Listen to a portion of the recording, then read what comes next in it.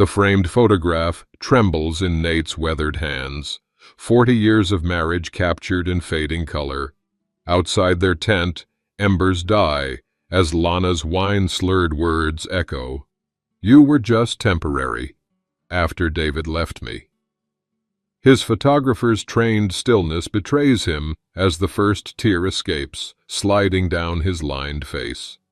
The campfire's dying light catches the wetness, turning grief to amber. Memories flash. Their wedding day, Python expeditions where she never joined, her absent smile in recent years. His throat constricts around a sob he refuses to release. Has betrayal ever struck you when you least expected it? Share your story below. Like if this resonates with your heart, follow to discover how Nate rebuilds after 40 years of lies. In the dark, Lana snores softly, unaware she's shattered everything. Nate's fingers curl around his camera, the one constant companion that never lied. Dawn approaches. Decisions wait. Flames danced higher as Nate added another log to the fire, momentarily illuminating the tension in Lana's face. After 40 years of marriage, he recognized her expressions like he recognized the patterns of a python's scales, methodically, with practiced precision.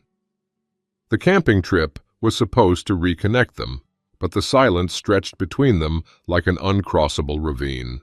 Lana poured her fourth glass of wine, amber liquid sloshing against the plastic cup's rim. Her eyes reflected the firelight, unfocused and distant. Something was building behind that gaze, something Nate's photographer's instinct warned him about. "You know," she said suddenly, her voice loosened by wine, "I never told you much about David." Nate's hand paused mid-adjustment of his camera bag. David, the boyfriend before him, rarely mentioned in 4 decades. "No, you haven't," he replied carefully. "After David left me." She took another long sip. "I just needed someone." "You were meant to be temporary." The words struck like a snake's unexpected bite. Nate's muscles froze. The stillness he'd perfected waiting for dangerous pythons to reveal themselves now serving to mask the sudden pain. Pine sap popped in the flames like tiny explosions of his past. 40 years of marriage. Temporary. A memory flashed. Their wedding day. Lana's hesitation before saying, "I do," that he'd attributed to nerves. The slight distance in her eyes during their honeymoon. The reluctance to join his photography expeditions. Puzzle pieces shifting into a new, devastating picture. "Beautiful night, isn't it?" Nate heard himself say. The practiced, neutral tone he used when approaching unpredictable wildlife. In his chest, something cracked, a fault line spreading through 4 decades of shared history. Lana nodded absently, already moving on from her confession, as if she hadn't just revealed their entire marriage was built on convenience. Crickets chirped louder in the uncomfortable silence, their chorus seeming to mock the moment. A single tear formed in the corner of Nate's eye, caught in the firelight. He didn't brush it away, letting it hang suspended like his future. His weathered hand gripped his knee until knuckles whitened, fingers that remained steady, photographing striking pythons, now fighting tremors of betrayal. "I think I'll turn in," Lana murmured, swaying slightly as she stood. "Coming?" "Soon," Nate answered, maintaining the even tone that had served him through countless wildlife encounters. "Not yet. Can't let her see what she's done." When she disappeared into the tent, Nate remained motionless, staring into the dying embers. The smoke stung his eyes, providing convenient excuse for their dampness. Cool night air chilled the tear track on his weathered cheek. What else had been a lie? The home they'd built, the holidays they'd shared. How much of himself had he sacrificed for someone who had merely settled? At 65, was this how his story ended? Discovering he'd been a consolation prize for 4 decades. In the darkness beyond the firelight, an owl called, a solitary sound that echoed his sudden isolation. Nate's photographer's mind catalogued the moment. The scent of pine and wine, the crackle of dying fire. The moment his marriage revealed itself as something entirely different than he'd believed. Tomorrow would require decisions.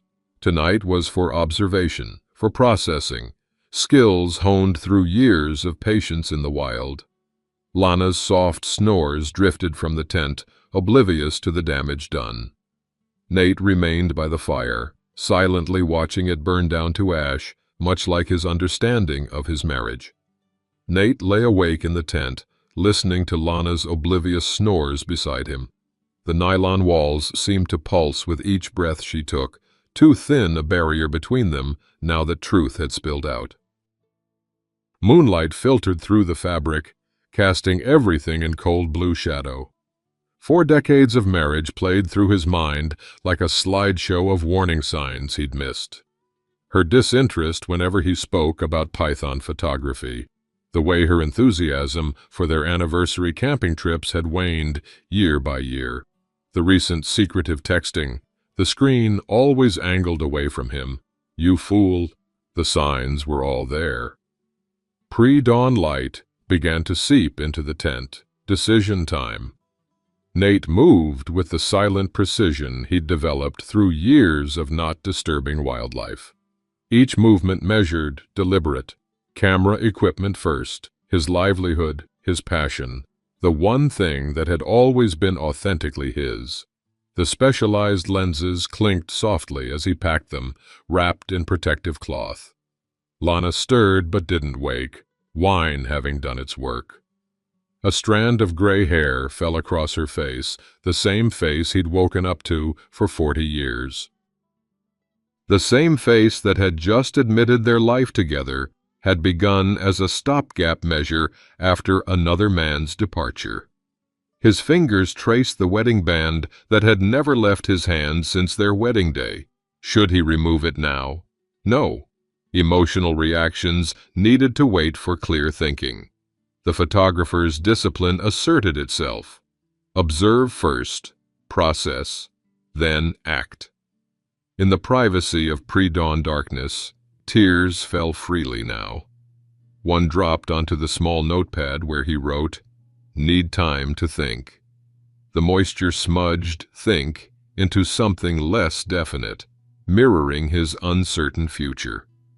A memory surfaced, their 5th anniversary, camping by a lake. Lana had still joined his enthusiasm then, helping spot a rare python he'd been tracking for days.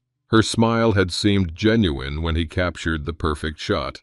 Had that been real, or part of her accommodation? How much of their shared history needed reinterpretation? Nate took one final glance at Lana, capturing the mental image as he would a rare python before retreating. The woman who had shared his bed for 4 decades. The woman who had just revealed she'd never truly chosen him. The early morning shadow softened the lines on her face, making her look younger, more like the woman he'd believed had loved him by choice. Morning mist curled around the tent like python coils as he stepped outside. Dew dampened his hiking boots with each silent step away from the campsite. The metallic taste of tears mixed with morning breath. The chill air made the tear tracks burn on his weathered cheeks. He closed the camera bag with practiced, silent precision, the same care he'd used to avoid startling a wild python. The familiar weight of the bag across his shoulder provided odd comfort. At least this part of his identity remained solid. 40 years. Temporary. How do you build a life on that? The eastern sky lightened from black to deep blue. Bird calls began as first light broke. Nate straightened his shoulders as he turned away from the tent, the posture of a man who had spent decades waiting patiently for perfect shots. The patience would serve him now. Would she even notice his absence immediately? Or was her confession a deliberate push away after decades of waiting for something better? The question followed him down the trail as he walked away from the campsite, moving with the cautious, deliberate steps of someone navigating unfamiliar terrain. At 65, starting over was exactly that. Nate sat in the living room of the home he'd shared with Lana for 40 years, surrounded by the fruits of his life's work. Award-winning Python photographs lined the walls, testament to his patience, precision, and eye for the rare moment when dangerous creatures revealed their true nature. His fingers absently traced the polished wood frame of his most acclaimed image, an emerald tree python in mid-strike, its elegant menace captured in perfect focus. The familiar creak of the porch step made him stiffen. 3 days had passed since he'd left the campsite. 3 days of solitude in this house, preparing himself for this moment. Lana's car pulled into the driveway, its engine cutting off with a finality that echoed in his chest. Stay calm. Observe. Don't react. Keys jingled in the lock. The door swung open. Nate kept his eyes on the python photograph, using the remembered challenge of that shot to center himself. There you are. Lana's voice carried a cheerfulness that seemed jarringly disconnected from their last interaction. She crossed the room as if the camping trip had ended normally, as if devastating truths hadn't been revealed beside a dying fire. She kissed his cheek, not noticing how he flinched almost imperceptibly at the contact. I was worried when you left early, she continued, setting down her bags. But I figured you had some photography thing. You should have left a better note, though. Nate studied her with the same careful attention he'd give to a python partially concealed in undergrowth. Was this deliberate gaslighting, or had she been too intoxicated to remember what she'd said? Either possibility twisted the knife. Any plans this weekend? Lana asked, already checking her phone, thumbs moving rapidly over the screen. Ryan from work might stop by. We need to finish that project I mentioned. Ryan, the name that had been appearing in her conversations with increasing frequency over the past months. Nate watched her smile at whatever message had just arrived, noting how she angled the screen away from his line of sight. Another piece clicked into place. No plans, he replied, his voice calm despite the turmoil beneath. The control he'd developed for wildlife photography, staying perfectly still while chaos unfolded, now deployed in his own living room. The grandfather clock in the hallway ticked loudly in the momentary silence, marking decades together that now seemed built on shifting sand. Afternoon sunlight highlighted dust on his neglected camera equipment in the corner, a visual reminder of how his passion had been sidelined in recent years. Thinking about taking more python photos soon? Lana asked with strange emphasis, not meeting his eyes as she unpacked her camping gear with unusual energy. That sanctuary over in Oak Ridge is looking for promotional shots, I hear. The subtext hung in the air. Would he be gone again soon? Was she hoping for it? The scent of her perfume that had once brought comfort now seemed cloying, suspicious, possibly applied for someone else's benefit. Dinner was a pantomime of normalcy. His fork pushed food around an untouched plate while Lana chattered about coworkers, her animation increasing whenever she mentioned work friend Ryan. Her phone chimed repeatedly with texts she checked with poorly disguised eagerness. As he watched this performance, memories realigned themselves like puzzle pieces finding new positions. How many dinners had followed this same pattern recently? How many weekends had featured Ryan's name in casual conversation? How many times had her phone been deliberately angled away? The python was always there. I just wasn't seeing it. Wildlife photography had taught Nate that patience often revealed patterns invisible to the hurried observer. The camouflaged python eventually betrayed itself through subtle movement. The hunting snake revealed its presence through the reactions of creatures around it. He would apply those same skills now. Rather than confront, he would observe. Rather than react, he would document. The quiet precision that had made him renowned in his field would serve him in uncovering the full extent of what was happening. While Lana showered later that evening, Nate checked her recent calls. The photographer's eye for detail now focused on a different kind of evidence. A pattern emerged, as clear as a python's track across sand. For 7 days, Nate created emotional distance while maintaining physical presence, a technique he'd perfected approaching skittish pythons in the wild. He observed Lana's behavior with a wildlife photographer's methodical attention, cataloging patterns that had been invisible when obscured by trust. The evidence mounted. Increased texting at odd hours, secretive phone calls taken in the garden, fresh makeup applied on ordinary weekdays, new clothes appearing without mention. Most telling was the frequency with which Ryan's name peppered her conversations, each mention delivered with practiced casualness that now rang false. "Ryan thought that restaurant was overrated," she'd say. Or, "Ryan mentioned a great film playing downtown." Small references, constant and accumulating like raindrops before a flood. Nate kept mental notes with the same precision he used tracking python movements. Tuesday. Lana claimed lunch with her sister, but called her sister that evening with questions that revealed no meeting had occurred. Wednesday. New perfume, different from her usual scent. Thursday. 2-hour grocery shopping trip that yielded only a half-filled bag. Each observation, another pixel in the emerging picture. By the following Tuesday, he had established a pattern reliable enough to test. Lana had mentioned an all-day seminar that would keep her occupied until evening. According to the schedule on her desk, however, the seminar ended at 2:00 p.m.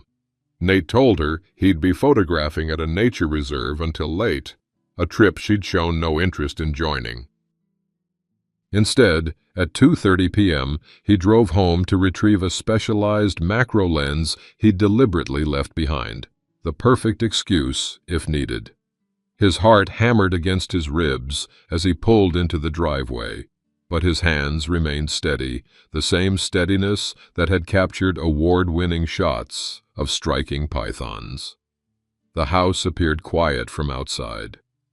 He entered using his key, movements silent from decades of practice, not disturbing wildlife. The familiar creak of the third stair betrayed him as he ascended toward the bedroom, but no sounds of alarm followed. 40 years in this house, every sound as familiar as my own breathing. The bedroom door stood slightly ajar. Unfamiliar cologne hung in the air, clashing with the familiar sense of their shared space. Lana's voice drifted through the gap, followed by a male laugh. Nate had never heard before, but instantly recognized. The sound matched the man he'd constructed in his mind. For one suspended moment, Nate considered retreating. And the photographer's instinct to back away from danger, to preserve the self, nearly won out. But 40 years of marriage demanded witness. He pushed the door open. The scene burned into his consciousness with the clarity of a perfectly focused photograph. Rumpled sheets on the bed they'd shared for decades. Lana's jewelry box, open with contents hastily disturbed. Their wedding photo, face down on the nightstand like a deliberate statement. Afternoon light streamed harsh and revealing through half-drawn curtains, illuminating dust motes suspended in air, gone suddenly still. Lana, tangled with a man at least 15 years younger. Ryan, finally, with a face. The camera bag dropped from Nate's hand with a damning thud. Both figures turned toward the sound, freezing in a tableau of exposure. Ryan recovered first, his initial shock melting into something more calculated. A smug smile that faltered briefly under Nate's unflinching gaze, but then returned with greater confidence. A predator recognizing another predator's territory, but unafraid of challenge. "This isn't," Lana began, clutching sheets to herself, but Nate raised his hand in a gesture that silenced her instantly. The authority of that movement, developed through decades of controlled wildlife shoots, spoke volumes without a single word. For the first time since the campfire confession, tears spilled freely down Nate's face. Not the silent, restrained moisture of shock, but the full, burning evidence of rage and humiliation. The tears of a man discovering at 65 that his life had been built on shifting sand. He could have shouted, could have raged, could have broken things, all reactions that might have provided momentary catharsis. Instead, photographer's discipline asserted itself even in devastation. He simply turned away, shoulders square despite the weight crushing his chest, dignity maintained through posture alone. The bedroom door closed behind him with deliberate gentleness rather than a satisfying slam. Control maintained even now. His feet carried him downstairs and out the front door without conscious direction. The camera bag remained on the bedroom floor. The first time in 40 years he'd abandoned his equipment. Outside, the ordinary neighborhood continued its afternoon routines, oblivious to the collapse of 4 decades within those walls. A neighbor waved. The mail carrier delivered a package across the street. Birds sang in the maple tree he'd planted the year they moved in. Nate got into his car, hands shaking on the steering wheel. The steadiness that had defined his professional life temporarily abandoned. After 4 decades of marriage, how could he have been so blind to the python coiled in his own bed? What venom had already been injected into the bloodstream of their shared life? As he drove away, one thought crystallized with the clarity of a perfectly focused image. There was no returning from this moment. At 65, when most men his age were settling into the security of established lives, Nate was facing the wilderness of an unforeseen future, alone. Room 17 of the Pinewood Motel became Nate's world for 3 days. Institutional beige walls, closed in like a cage, the springs of the sagging mattress protesting with every movement. His phone buzzed relentlessly with Lana's messages, evolving from denial, "You misunderstood what you saw," to blame, "If you'd been more attentive," to manipulation, "I'm worried about you," to threats, "I'll call the police if you don't respond." On the 3rd morning, sitting on the edge of the bed, Nate finally allowed himself to break down completely. The professional control that had defined him shattered in privacy. Heaving sobs racked his body, decades of restrained emotion pouring out in waves that left him gasping. The wildlife photographer, who had maintained perfect stillness in the face of striking pythons, now curled into himself, undone by human betrayal. He ignored the phone until its battery died, a small mercy that granted silence. The night stretched endless, the ceiling's water stains forming constellations he traced until dawn painted the threadbare curtains with gray light. Exhaustion finally drove him to the diner across the parking lot. The waitress, Doris, according to her name tag, seemed to recognize the hollow-eyed look of a man in crisis, but asked no questions, just kept his coffee cup filled.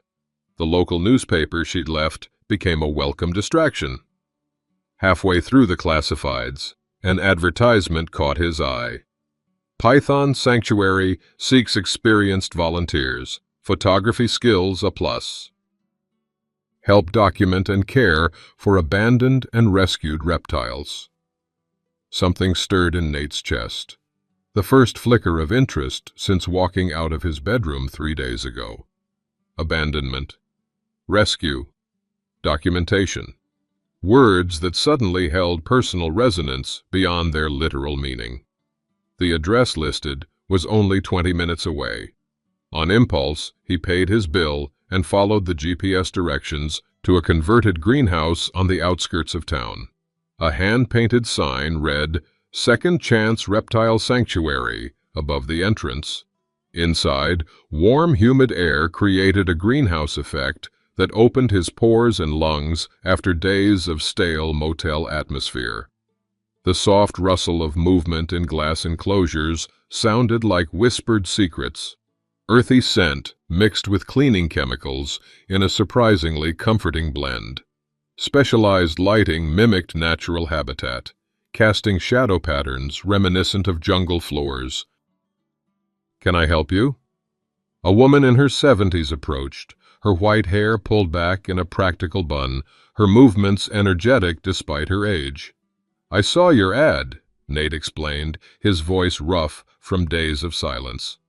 "I'm a photographer, specialized in pythons, actually." The woman's eyes widened slightly. "Nate Harrison, the National Geographic photographer?"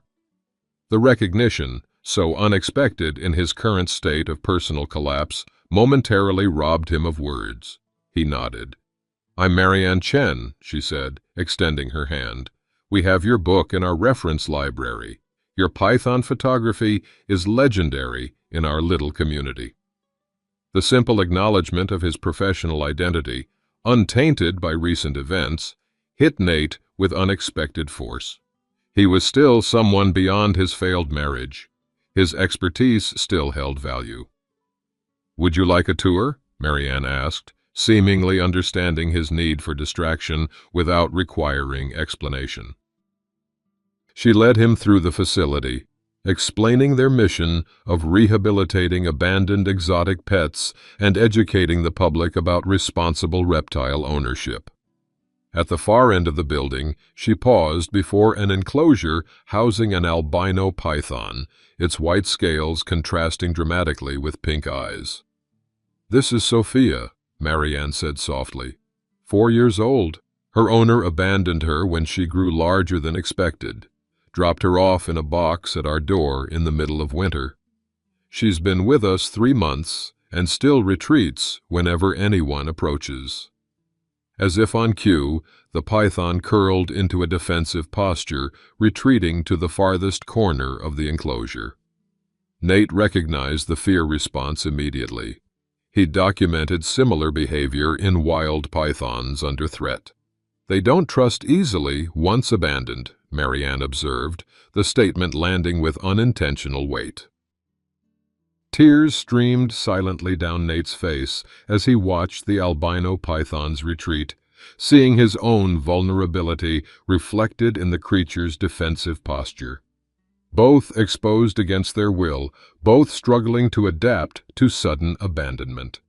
Marianne didn't comment on his tears, simply stood beside him in companionable silence. After several minutes, she spoke again. "Would you like to photograph her? We need documentation of her progress, and your expertise would be invaluable." Nate realized with a start that he'd left his camera bag behind. The first time in 40 years he'd been separated from his equipment during waking hours. "I don't have my camera," he admitted, the words feeling like a confession of lost identity. Marianne's weathered hand gently guided him toward a small office. "We have some equipment. Nothing like what you're used to, I'm sure, but functional." She handed him a decent DSLR camera, not his preferred brand or specifications, but a tool he could work with. His hands trembled as he took it, the weight both foreign and familiar. "Just document her as she is," Marianne suggested. "No pressure. Sometimes it helps to look at the world through a viewfinder again." The viewfinder raised to his eye with muscle memory, creating a familiar barrier between observer and observed. Through the lens, Nate saw not just a defensive python, but a creature in transition. Neither what it had been, nor what it might become, suspended in an uncertain present he understood all too well. His hand steadied as he adjusted the settings, professional instincts returning through the simple act of framing a subject. For the first time in days, he felt momentarily anchored. Has betrayal left you sobbing alone in the dark? Share your tears below, like if this stings your heart, follow to discover how Nate finds healing through the most unexpected source, a python who knows exactly how abandonment feels. You can come back tomorrow if you'd like, Marianne offered as he finally lowered the camera. We could use the help, and Sophia might benefit from consistent interaction. In the simple offer, Nate glimpsed a path forward, not a solution to his collapsed marriage, but a purpose beyond grief, a way to reconnect with the core of his identity. The expertise developed over a lifetime hadn't vanished with his personal failure. "I'd like that," he said, surprising himself with the first genuine words of hope he'd spoken in days. A week into his daily visits to the sanctuary, Nate returned to the Pinewood Motel to find Wallace Bennett leaning against his car in the parking lot. 40 years of friendship were visible in the concerned lines of his face, his nervous hands fidgeting with his car keys. "Took me 3 motels to find you," Wallace said, straightening when he spotted Nate. "You weren't answering your phone." "Battery died," Nate replied, unlocking his room door and gesturing Wallace inside. The embarrassment of having his old friend see his current accommodations was outweighed by the unexpected comfort of a familiar face. The room's limitations were immediately apparent. Institutional beige walls, coffee maker producing watery brew, unmade bed bearing depression's imprint. Wallace's eyes took in the details, but offered no judgment. "How did you know?" Nate asked, clearing fast food containers from the small table. Wallace's hesitation spoke volumes. "I saw them about 2 months ago at Riverview Restaurant." He removed his thick glasses, cleaning them with unnecessary attention. "I didn't know how to tell you. Hoped I was misinterpreting." The confirmation that others had seen what he'd missed added fresh sting, but Nate appreciated the painful honesty. "Coffee?" "Sure," Wallace agreed, though neither believed the motel's offering deserved the name. They sat across from each other, steam rising between them like the unspoken weight of difficult truths. Wallace, a retired accountant whose friendship dated back to their 20s, finally broke the silence. "There's something else you should know." His hand gripped the coffee cup too tightly. "Have you checked your financial accounts since everything happened?" Nate hadn't. Basic survival had consumed his attention, finding temporary shelter, maintaining minimal functioning, now volunteering at the sanctuary. "No? Why?" "I noticed Lana's been, well, there have been changes. New clothes, jewelry, weekend trips she mentioned when you weren't around." Wallace set his cup down carefully. "It might be worth looking at your accounts."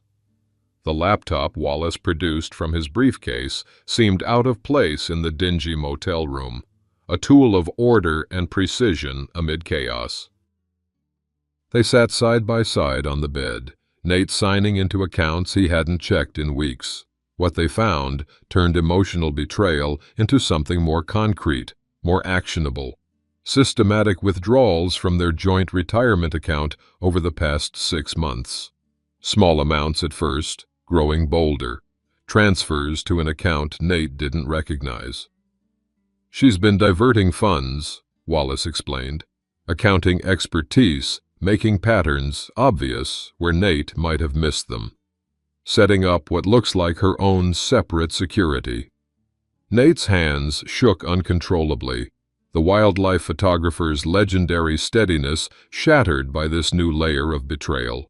The skills that had served him capturing perfect images of striking pythons abandoned him entirely as numbers on the screen blurred through tears. Wallace reached into his briefcase again, producing a folder that he placed on the table with the care of someone handling explosives. "There's more." The folder contained printouts of social media posts, restaurant receipts, hotel confirmations, a meticulous documentation of Lana and Ryan's relationship stretching back almost a year. The final pages revealed something even more disturbing: Ryan's history with older, financially secure women. 3 previous relationships following the same pattern. "I started digging after I saw them together," Wallace explained, uncharacteristic anger tightening his voice. "Ryan Mercer has a history. He targets women like Lana, comfortable, established, usually in long-term marriages, gets involved, encourages them to set up separate finances, then moves on once resources are secured or better opportunities arise." The predatory pattern transformed Nate's understanding yet again. Lana wasn't just betraying him, she was being manipulated by someone practiced at exploitation. The revelation didn't erase her choices, but added complexity to the picture, like discovering a python's behavior was influenced by environmental factors beyond simple predatory instinct. "I always thought something wasn't right about him," Wallace admitted, hand gripping his coffee cup. "Should have said something sooner. I'm sorry, Nate." The simple acknowledgement broke something in both men. Tears flowed freely between them. One betrayed, one bearing difficult truth, decades of masculine restraint momentarily abandoned. Their friendship, unlike Nate's marriage, proved solid ground in the earthquake of revelation. After the emotional storm subsided, Wallace helped Nate create a plan. First, secure remaining assets. Then, document everything for legal purposes. Finally, determine next steps with clear evidence in hand.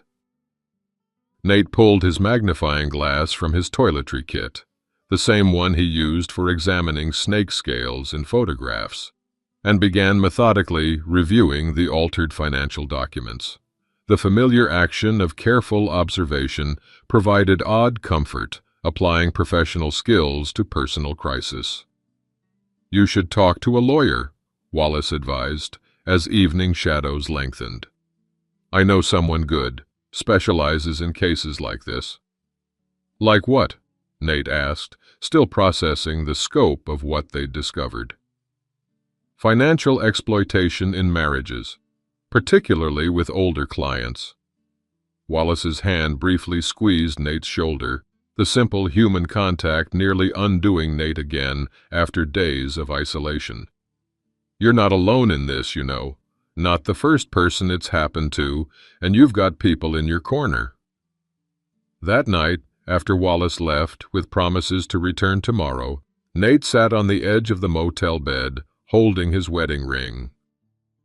He'd continued wearing it, unable to remove the symbol of 40 years despite recent revelations. Now, with financial betrayal added to emotional deception, the decision clarified. The ring joined his wallet and keys on the nightstand, no longer on his finger, but not discarded either. Evidence, like everything else they were gathering.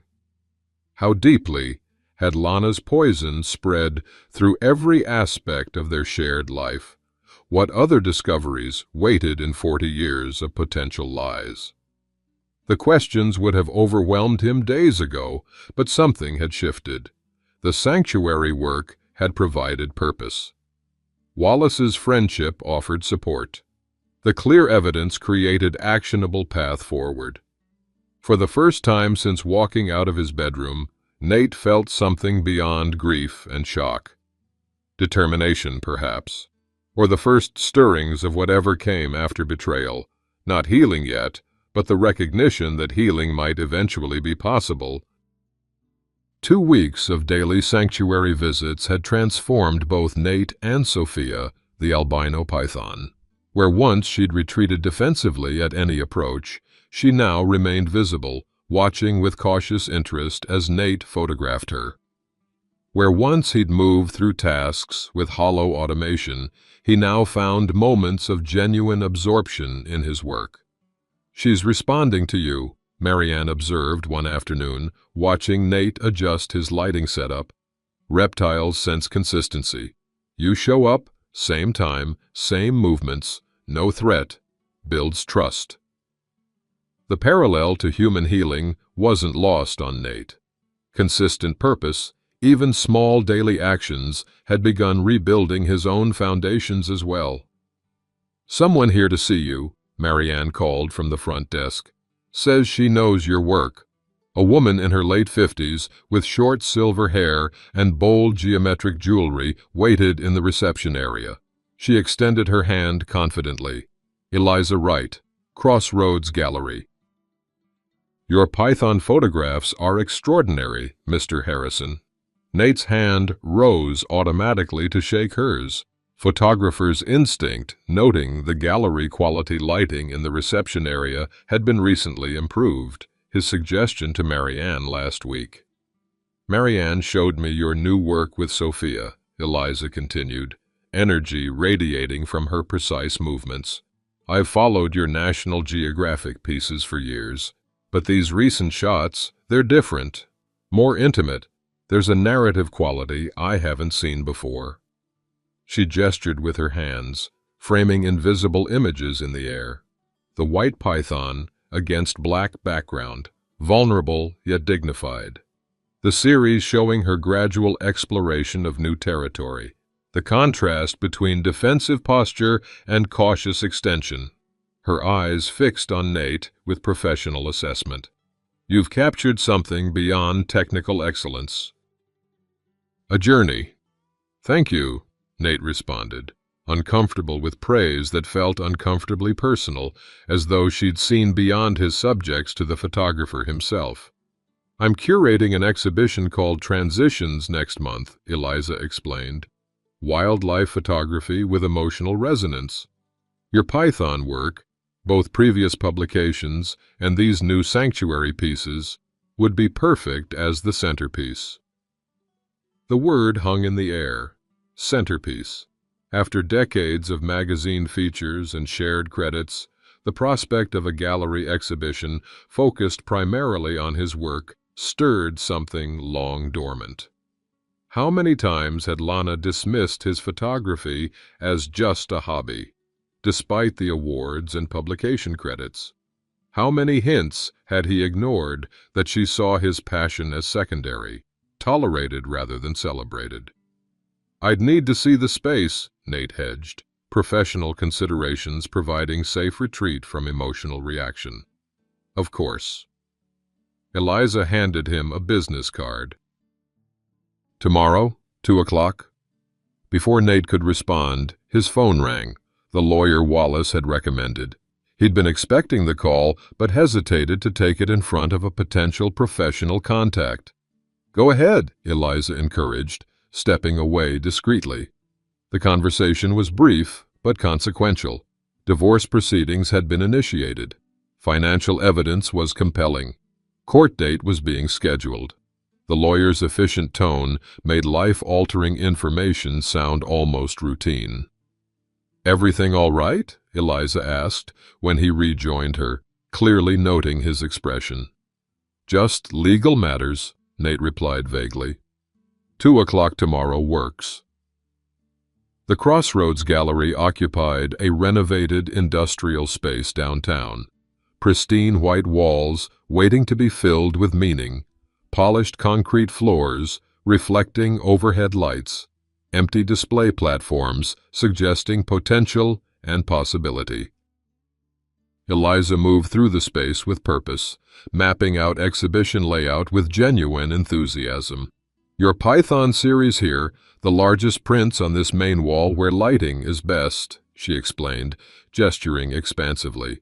The narrative flow would move visitors from traditional wildlife shots to these more emotional recent pieces. Nate found himself mentally arranging images, professional instincts engaging despite personal turmoil. The sunlight through the gallery's high windows created perfect natural lighting that his photographer's eye immediately appreciated. "We'd need a centerpiece, something that encapsulates the journey," Eliza continued. "The albino python would be ideal, especially if you continue documenting her progress." The exhibition would open in 4 weeks, the same week as his first court appearance according to yesterday's call. The timing created practical challenges, but also symbolic convergence that appealed to Nate's visual sense of narrative. His reflection in the gallery window showed a straighter posture than he'd managed in weeks, the subtle transformation captured in glass like an unintentional self-portrait. Could he really balance exhibition preparation with divorce proceedings? Was he capable of professional focus amid personal dissolution? "Your python work shows something others miss, their beauty beyond fear," Eliza said, studying his portfolio with appreciation that went beyond technical assessment. "That's rare. Most photographers capture either the danger or the aesthetics. You find the deeper story." The simple recognition of his artistic intention, untainted by recent personal failures, rekindled something vital. His photography had always been about seeing beyond surfaces, finding authentic moments beneath defensive displays. That skill remained intact, regardless of his marriage's collapse. The exhibition contract Eliza produced was straightforward. His trembling hand steadied as he reached for the pen, the familiar precision of signing his name to professional documents, providing anchor to his identity beyond betrayed husband. Tears glistened, but didn't fall as he envisioned his work, his real passion, finally recognized in a dedicated exhibition after decades of magazine features and shared credits. The timing seemed both cruel and perfect. Professional triumph alongside personal failure, renewal emerging from collapse. Has life forced you to set aside your true passion while tears fell in silence? Comment your deferred dream below, like for the courage to reclaim it. Follow, to witness Nate's triumphant exhibition. Will his python photography bring healing when everything familiar has been stolen? His phone vibrated again. Another message from the lawyer confirming documents had been filed. He held the device slightly away as he read, creating symbolic distance from pain while addressing necessary reality. "I should get back to the sanctuary," Nate said, tucking the signed contract copy into his pocket. "I need more shots of Sophia if she's going to be the centerpiece." "Go create," Eliza encouraged, with understanding that required no explanation. Returning to the sanctuary that afternoon, camera in hand, Nate found new purpose in his movements. Sophia, perhaps sensing his shifted energy, ventured closer to the glass than ever before, pink eyes watching with what almost resembled curiosity. For the first time since walking out of his bedroom, Nate felt something resembling anticipation rather than dread. The exhibition created forward momentum, forcing active choices rather than passive response. His photography, the core of his identity that Lana had subtly diminished over decades, now offered path beyond marriage. The python that had been abandoned by its original owner now explored its enclosure with increasing confidence. The photographer who had discovered his 40-year marriage was built on convenience, now framed new perspectives with steadier hands. Both were shedding old constraints, one scale at a time. The date circled on Nate's calendar arrived with perfect, cruel symmetry. Divorce proceedings scheduled for 10 o'clock a.m., exhibition opening at 7 o'clock p.m. Beginning and ending, collapse and creation, all compressed into a single day. "Ready?" Wallace asked, waiting outside the courthouse. His friendship had proven the most reliable constant in Nate's upended life, his steady presence more valuable than any advice. Nate nodded, photography portfolio tucked under his arm. The leather case contained not only exhibition prints for final approval, but also documented evidence of the life he'd built, decades of professional achievement that would help establish his financial contributions to the marriage. The portfolio represented both his past and future, bridging what had been lost and what might yet be created. Its weight against his side provided odd comfort as they climbed the courthouse steps. The building's interior echoed with the sound of justice being administered, polished wood surfaces gleaming under fluorescent lights, formal atmosphere heightening emotional undercurrents, tense whispers from various parties filling silence between official proceedings. Morning light streamed through high windows, illuminating dust motes suspended in the charged air. Mr. Harrison, their lawyer, Patricia Winters, greeted them with professional efficiency. "We're in courtroom C. Your wife and her counsel just arrived." The word wife sounded foreign now, a technical designation rather than emotional reality. Nate followed Miss Winters' gesture toward the waiting area where Lana sat with her attorney and Ryan. The sight of them together in this formal setting hit differently than catching them in his bedroom. This was calculated, deliberate, Ryan's presence a statement rather than an accident of discovery. Both were overdressed for the proceedings. Lana, wearing jewelry Nate recognized as recent acquisitions, now understanding how they'd been funded.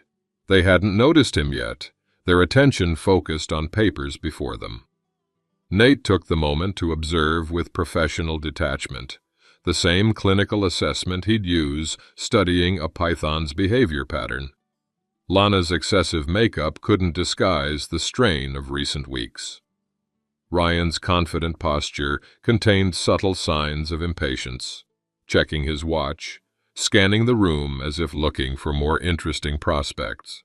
Their body language suggested alliance rather than intimacy, a partnership of convenience rather than connection.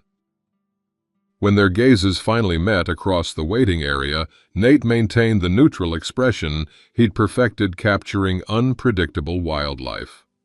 Lana's composure faltered momentarily before she whispered something to Ryan, who smirked in response, the expression failing to reach his eyes. "Courtroom C, all parties in Harrison versus Harrison," called the bailiff. The proceedings unfolded with surprising efficiency. Miss Winters presented methodical evidence of financial manipulation, including Wallace's accounting analysis of diverted retirement funds. The documentation was comprehensive, organized with the same precision Nate brought to his photography, each transgression catalogued, dated, and substantiated. "The court finds the financial manipulation particularly egregious," Judge Brennan stated, reviewing the evidence with a frown. "Especially the systematic diversion of joint retirement funds established over a 40-year marriage." Throughout the proceedings, Nate noticed Ryan checking his phone with increasing frequency, his expression shifting subtly from confidence to calculation. During a brief recess, he observed Ryan step aside to take a call, his body language transforming from casual arrogance to focused intensity. When they reconvened, the judge issued her preliminary rulings with decisive clarity. Given the documented financial impropriety, the court orders immediate freezing of all joint accounts pending final settlement. Mrs. Harrison will return all diverted funds to the joint account within 5 business days. Mr. Harrison's petition for exclusive residence in the family home during proceedings is granted. The gavel struck with finality, its sound echoing like a camera shutter capturing the perfect moment of truth revealed. A single tear of relief slid down Nate's weathered cheek, quickly wiped away with the handkerchief he used to clean camera lenses. As they gathered their materials to leave, Nate watched the scene unfold like a wildlife photographer witnessing predictable prey behavior. Ryan, suddenly animated, whispered to Lana before checking his watch with exaggerated concern. She reached for his arm as he stood, confusion evident in her expression. "I've got to run," Ryan announced loudly enough for Nate to hear. "Important call about that investment opportunity I mentioned." Lana's face crumpled as Ryan walked past without further acknowledgement, joining a younger woman who waited in the hallway. Blonde, designer-dressed, expensive watch catching the light as she checked the time impatiently. The abandonment Lana had inflicted on Nate now returned with equal coldness. The calculated betrayal she'd participated in revealed itself as a pattern rather than a unique connection. The predator had found more promising hunting grounds. Nate felt no satisfaction in her distress, only the sobering recognition of patterns completing themselves, the natural consequences of choices made, the inevitable conclusion of paths taken. The wildlife photographer in him recognized the moment as neither good nor evil, simply the completion of a behavioral cycle he'd documented countless times in nature. "We did well today," Ms. Winters said, closing her briefcase. "This establishes strong precedent for the final settlement. The financial recovery alone will secure your retirement." The practical victory registered, but Nate's thoughts had already shifted to the evening ahead. He clutched his portfolio tighter as they exited the courtroom, the exhibition prints inside representing something beyond financial assets or legal victories. "You heading straight to the gallery?" Wallace asked as they descended the courthouse steps.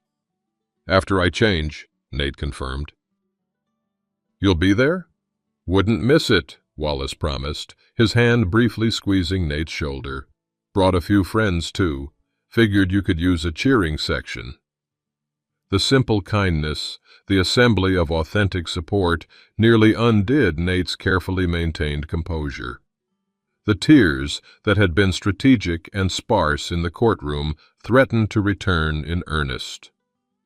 "Thank you," he managed, the words encompassing far more than the evening's attendance.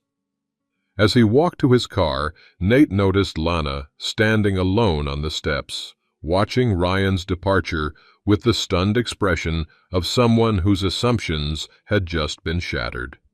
Their eyes met briefly across the distance. No words were exchanged. None were necessary. The 40-year chapter was closing, its final pages written in legal language rather than emotional connection. What would freedom from 40 years of lies feel like when this day ended? Could he stand before his photographs tonight with renewed spirit rather than lingering bitterness? The questions followed him as he drove away from the courthouse, the portfolio beside him containing images that showed more clearly than any legal document who he had always been beneath the label of husband. The day that had begun with formal dissolution now moved toward creative affirmation. The symmetry felt right, like a perfectly composed photograph where shadow and light balanced to reveal deeper truth.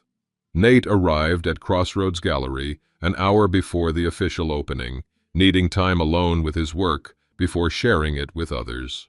Eliza had transformed the space exactly as promised. Pristine white walls now showcased his life's work in chronological narrative that traced his evolution as both photographer and observer.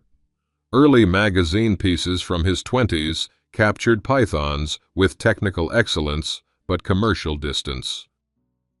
Middle career work showed deepening connection to his subjects, more intimacy in composition and lighting. The most recent sanctuary photographs, particularly the albino python series, revealed something entirely new: mutual transformation of subject and artist, vulnerability acknowledged rather than disguised. The centerpiece dominated the main wall, a striking triptych of Sophia the albino python. The first image showed her defensive retreat into the enclosure corner, fear evident in every coiled muscle. The second captured tentative exploration, head extended while body remained protected. The third, taken just yesterday, revealed her full extension across a branch, pink eyes alert with curiosity rather than wariness. Titled simply, Renewal, the triptych told a story of adaptation and resilience that transcended its reptilian subject. "It's perfect," Eliza declared, joining him before the centerpiece. The progression speaks to everyone who's ever had to rebuild. The observation hit closer than she could know. Nate had photographed pythons for 40 years, but never before had his work so directly mirrored his personal journey. The parallel wasn't planned. Genuine art rarely was. But its emergence gave the exhibition depth beyond technical mastery.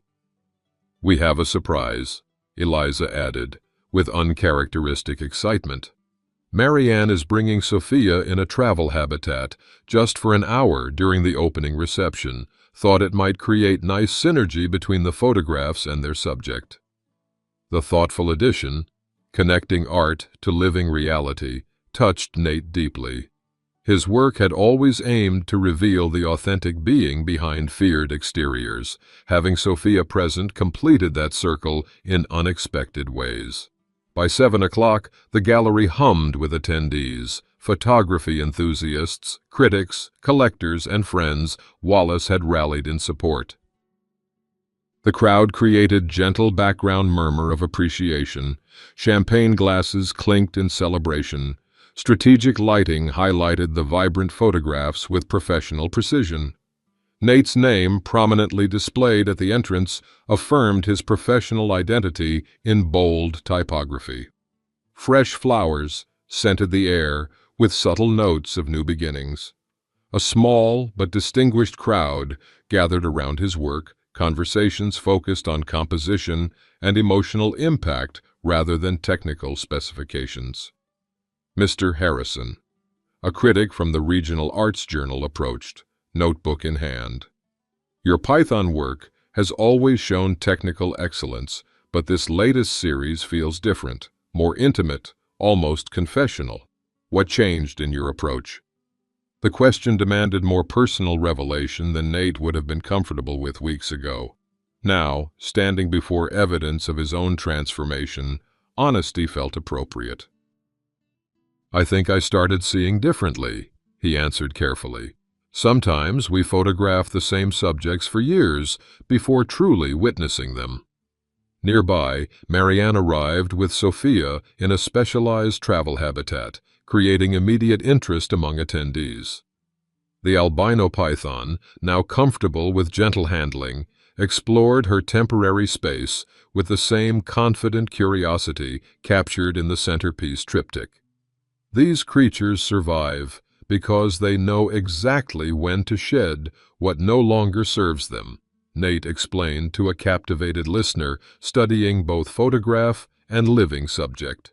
Their old skin becomes too constrictive as they grow, so they leave it behind, not out of preference, but necessity.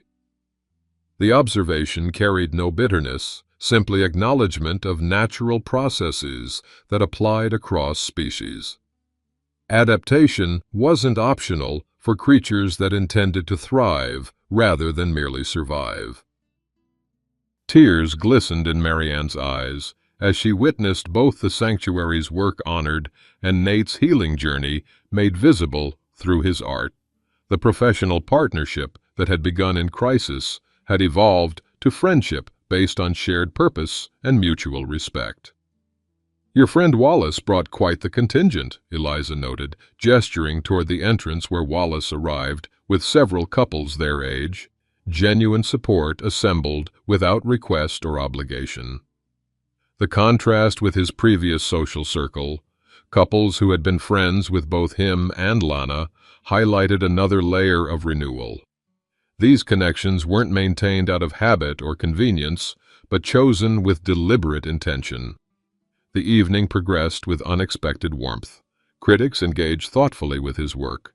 Several pieces sold, red dots appearing beside frames throughout the exhibition. Conversations flowed naturally around shared appreciation for the interplay of technical skill and emotional resonance. No one mentioned his divorce or asked about Lana's absence.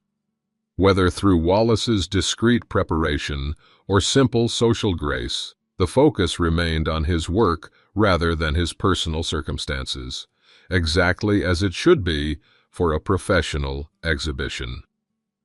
As the crowd thinned near closing time, Nate found a moment alone before the renewal triptych. His reflection appeared faintly in the protective glass, a ghost image superimposed over Sophia's transformation. The parallel was almost too perfect, too neat for the messiness of real life, yet undeniably present. The man who had walked away from his campsite at dawn 6 weeks ago would not have recognized the man standing in this gallery tonight. The photographer who had dropped his camera bag in shock upon discovering betrayal now held his professional identity with renewed confidence. The husband whose 40-year marriage had collapsed now stood independently, defined by his passion rather than his partnership. Nate returned to his new apartment after the successful evening, a small but comfortable space he'd found near the sanctuary. Sitting on the porch with a glass of celebratory whiskey, he watched stars emerge in the clear night sky, their patterns eternal, yet constantly revealing new configurations to the patient observer. His camera rested on the small table beside him, ready for tomorrow's sanctuary session. The familiar weight of the equipment provided comfort rather than painful reminder. The tool of his profession had become symbol of continuity, the one constant that had traveled with him from his old life into whatever this new chapter might become. The day that had begun in a courtroom with legal dissolution had ended in a gallery with creative affirmation. Both experiences necessary, both part of the same process of shedding what no longer fits so growth could continue. What new subjects would his camera capture in this next chapter? What perspectives might emerge now that he viewed the world through eyes more perceptive than ever before? The questions held no anxiety, only quiet curiosity about possibilities not yet revealed. The python that had been abandoned by its original owner now explored with confidence, shedding its defensive patterns as trust gradually replaced fear. The photographer who had discovered his 40-year marriage was built on convenience now framed new perspectives with steady hands and clear vision. Both had been forced to adapt through circumstances beyond their control. Both had found renewal not despite abandonment, but through the space it created for authentic growth. Sometimes the most beautiful photographs emerged from the most challenging conditions. This truth Nate had always known professionally and now understood personally as well. Dignity reborn, identity reclaimed, purpose renewed. At 65, when many believed life's most significant chapters were already written, Nate Harrison was discovering that the most authentic story might just be beginning. There's something about betrayal that cuts deeper when you've spent decades building a life with someone, isn't there?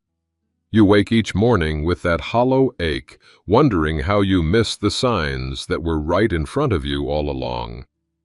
Maybe you've sat like Nate did, heart splintering as words spoken around a campfire rewrote 40 years of what you thought was love. The world looks different when trust crumbles, familiar rooms suddenly foreign, shared memories questioning their own authenticity. You know this feeling, don't you, folks? That moment when everything you believed secure suddenly shifts beneath your feet.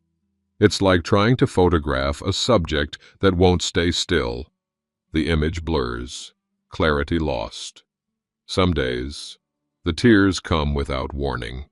The coffee grows cold in your mug while you stare at walls that have witnessed a lifetime, now silent observers to your solitude. The weight of starting over in your 60s feels impossibly heavy, as if resilience belongs only to the young. But here's what I've learned from watching Nate's journey. Wisdom earned through decades serves us best in our darkest moments. The patience developed capturing elusive pythons becomes the same patience needed to rebuild a shattered life. The observation skills, honed through a viewfinder, help us recognize authentic connections among false ones. Our expertise, whether in photography or mechanics or teaching or nursing, remains valuable, remains ours, regardless of who has walked away. The sanctuary we seek might not be what we expected. For Nate, it came in the form of abandoned pythons needing documentation. For you, it might be a community garden, a volunteer position, grandchildren's laughter, or the book you've always meant to write. The exhibition of your authentic self rarely follows the timeline you planned, but its opening night still arrives, perhaps more meaningful for the struggles that preceded it. That porch swing where you sit alone doesn't have to represent what's lost. In its creaking rhythm and starlight view, it can become the place where you finally hear your own thoughts clearly, perhaps for the first time in years. The camera of your attention, no longer focused on maintaining someone else's happiness, can turn toward horizons you set aside long ago. Trust me, darling dignity doesn't diminish with age or heartbreak. It grows stronger in those who choose to shed what no longer serves them, who recognize that renewal isn't reserved for the young. Like Nate and his albino python, sometimes the most beautiful transformation begins with abandonment, not because of it, but through the space it creates for authentic growth. Your story doesn't end with betrayal's tears. It continues with each frame you choose to capture. Each moment you decide deserves focus. At 60, 70, 80, the most compelling chapters may still await their writing. The viewfinder is in your hands now. What will you choose to see?